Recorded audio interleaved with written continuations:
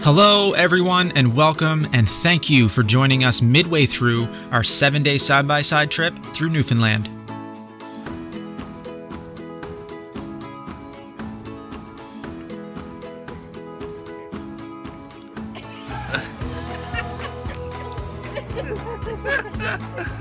Don't burn the totems, man.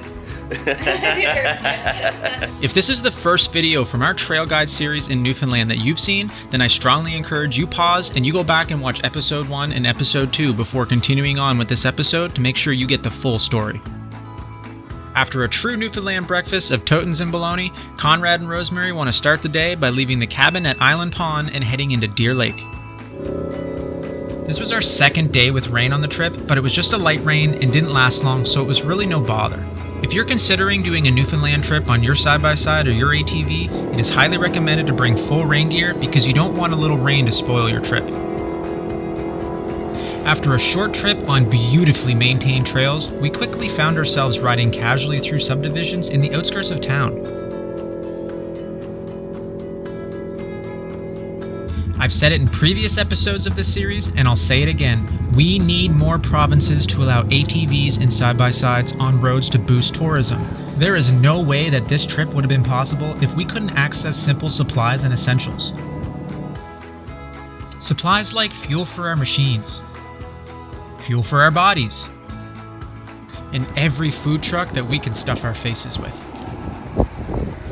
We're at Deer Lake, man. We were at Deer Lake last night too. But we're actually in Deer Lake. We're in Deer Lake in the town. Right in Deer Lake, just ripping the roads. Yeah, that's an interesting. And right behind us, look, they don't even care. Look right behind you. Cop shop right there.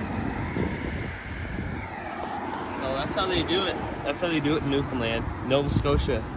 You need to learn. You need to learn from it because everybody is like happier here. Be more friendly to the off-road vehicles because you'd be surprised how much tourism it brings, especially out here. It's crazy. All we see all day is just Razors and Can-Ams and everything going fully loaded with gear. Yeah. And I mean, if you got a crew of 10 people going, it's a lot of coin. Now that we were full and we had all the supplies we would need for the next couple days, it was time to head back to the cabin because Conrad had some really cool places near Island Pond that he wanted to show us.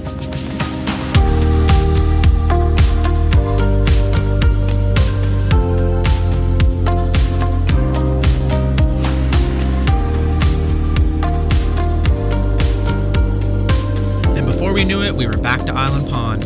Since we had some spare time, Sam and Mel decided they were going to do a polar ice dip before we went out exploring again. I think when you get back in, it'll be better. There you go. This water looks very cold, very clear. It's so warm. Oh yeah, I bet. Yeah. It's so warm, man. Come on in, coach. Yeah, imagine. Hey, shit. Once Sam and Mel warmed up, we set out again to check out a spot called Bottomless Pond. Oh, it's crazy. All the trees around the edge are dead.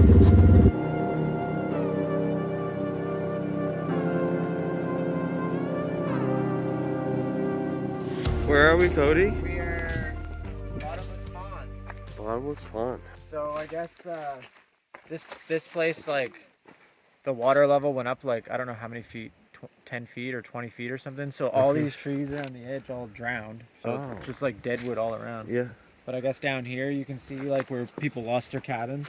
Oh no. Okay. And just like the roof of the cabin is sticking out of the lake. Crazy. Or the pond, sorry. They're called ponds. The ponds here. They're called ponds here. This small lake in western Newfoundland was named Bottomless Pond for a good reason. With no visible streams or rivers flowing from its banks, locals say the lake appeared to have some sort of hole in its limestone bottom, which kept excess water steadily draining away.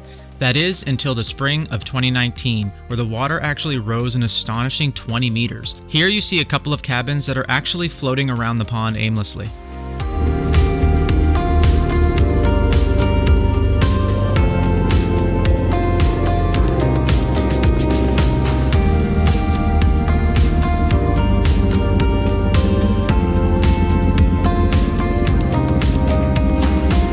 So, after that history lesson on Bottomless Pond, we decided to do some sightseeing from the mountaintops. It's pretty cool how the lakes are actually different elevations here.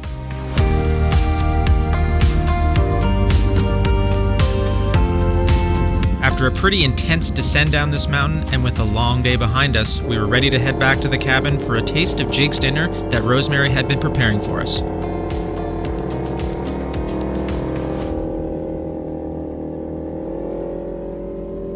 And with this big salty dinner came tired eyes, and as we were falling asleep in our chairs, we got a visit from a true Newfoundlander who was ready to call us family. If you expect to become an honorary Newfoundlander, and I can only do the honorary part, can't go back and meet your mothers. You got to dress like a Newfoundlander too. All the best. Say all the best. Oh, you're supposed to say all the best. All the best. All the best. All the Don't best be- don't be to like our us. trip. And to our trip. God, I can't drink that. Before you can be made an honorary Newfoundlander, Say that. there is a certain promise required. Do you solemnly promise? Sample all Newfoundland and Labrador liquor products. And food products. I do. Do you promise to visit Newfoundland and Labrador as often as you can? I do. I do. Do you promise to vote, cheer for any Newfoundland team Yes, I do. at any sporting event? Yeah, I do. And finally, do you solemnly promise that if you ever watching Canadian Idol or any other competition, that you will phone in at least 100 times to vote for the Newfoundland petition?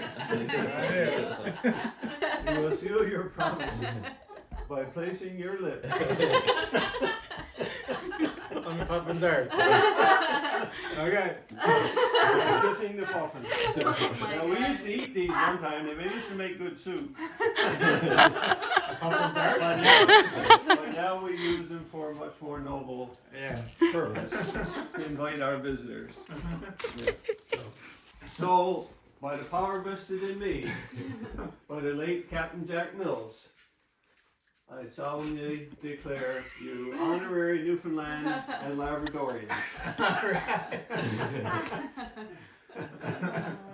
Hear ye, hear ye. Rise and greet your neighbors. Thank you guys so As much. I have taught you. Thank you. Excellent. Kind of sound like you're doing a sermon in church. Thank you so much for watching, guys. Keep in mind, we got more episodes from our Newfoundland trip coming up, and make sure you hit that subscribe button so you don't miss them, and we'll see you in the next one. Watch me.